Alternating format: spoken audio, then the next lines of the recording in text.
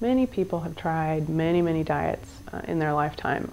I see a lot of people in our studio here who come to me and they've tried every different type of diet and they just haven't had success on it. I look a lot at the diet books just to see what's out, and basically the kind of one factor in most diet plans is caloric restriction. It used to be a huge amount of diets with caloric restriction before. But lately it's been, we're kind of appeasing everyone by saying, follow this type of eating and you can eat as much as you want. Both schools of thought are a little flawed. I think it's best to just eat balanced, high nutrition food that's specific for you. But if you are one that tends to reduce your caloric intake because you think that's going to help you to lose weight, then you want to kind of consider a couple things. Your body needs nutrition, needs calories to do the job that your body needs to do. Your daily processes, the systems that run in your body, also your daily activities, mental power, physical power, emotional power, things like that. And if you're restricting any of that intake, then your body really is under a stress response. And it may not be stress like you think of, like you're in traffic and you're stressed out, or you're under a lot of stress at work, or someone's yelling at you, stress. There can be stresses in a lot of ways, stresses that are going on and you don't really know it. Say you're trying to reduce your calories, but you're trying to increase your exercise. And you've basically put your body out of balance to where you're requiring more of your body, but you're giving it less. And that's counterintuitive to what your body knows to do. So to restrict a calorie or restrict the caloric intake for a diet like that, you're not going to find the success. It's almost like a cycle happens. You start to restrict all of your food intake and your body's stress response goes up. It's like an immune response. It'd be like if you caught a germ and your immune response kicks in right away. It's an acute action. It happens right away. It's cause and effect.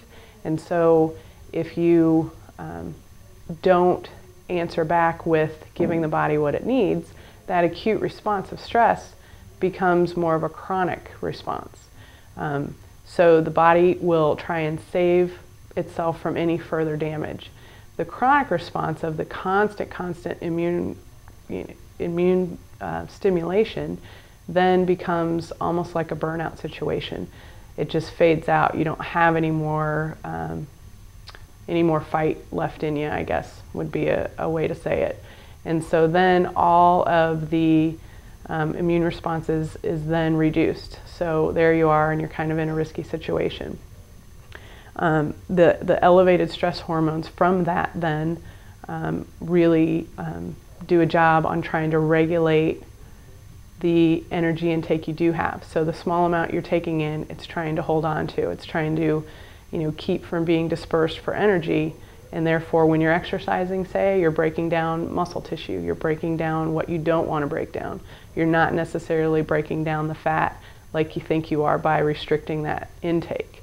And so then you're into kind of a state of body confusion. Your body doesn't know what's going on. It's just trying to hold on to what it has so that no further damage happens. What you're actually doing then is taking on more of stress for your liver. Liver's a detoxifying organ. Everything kind of filters through there, and so all of these kind of negative stress hormones in the body are creating this kind of chaotic environment, and your liver is really one of the organs that takes the brunt of it. So after you have that happen, the body will store what energy it has, and it stores it as fat. And so there you've kind of defeated your purpose. You've kind of basically worked really hard at this really strict diet and not gotten the results that you want. And so that's the cycle, is you're starting and stopping and starting and stopping, which again, that pull and push on your system is just not what your body wants. Mother Nature intended for your body to be in a balanced state. to take in the nutrients it needed, to expend the nutrient or the calories in the form of energy. And if you mess with that balance at all, that's where you start getting a little outside of what it was meant to be. You store excess body fat, you experience fatigue, you get different health issues. And so if you can try to get the right amount of calories with the right amount of nutrients, then you'll find that all the other systems just kind of balance each other out and things work a little better.